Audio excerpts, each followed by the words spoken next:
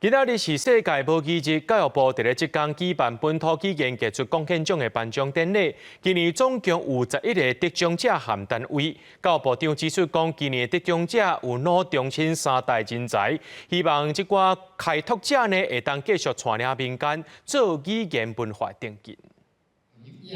2月2日是世界母语日，为着要表扬推展本土语言发展创作等等有杰出贡献的团体和个人，教育部伫即天办本土语言杰出贡献奖的颁奖典礼。今年的终身奉献奖得奖者是罗兆金，50年来一直来推动台湾客家语言文化研究和教学，针对去年参加真迹的台湾台语名称的议题，嘛正做部分得奖者之间关注的焦点。这个台语的势力呢，也就开始强大起来了。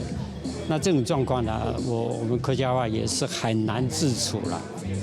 不管谁执政，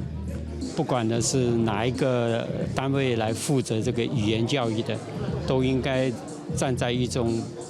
公平民主的方式呢，来对待比较弱势的语言。 针对台湾台语的名称，也有台语得奖者在发表感言的时回应讲，以地号名来和迄个所在上侪人讲的语言名称，这是世界真普遍的代志。外人话袂使独占外人，意大利话袂使独占意大利，或者种话无听过上怎？因为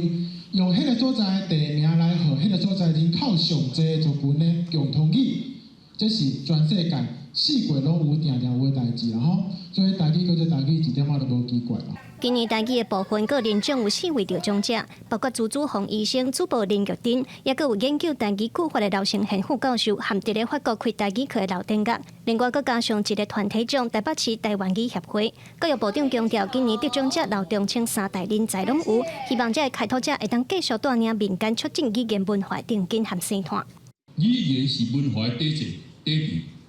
伊包含一个族群的历史甲智慧。 嘛关系到未来社会多元发展，若要来策动国家语言这个政策，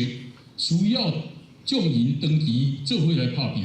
教育部也表示，为着要响应世界母语日，2月23日在上山文创园区有办市啊、游戏和讲座等等的活动，希望用趣味的方式来鼓励这些母语家庭通得成活动来使用母语。记者卢尚如、林旭凯台北报道。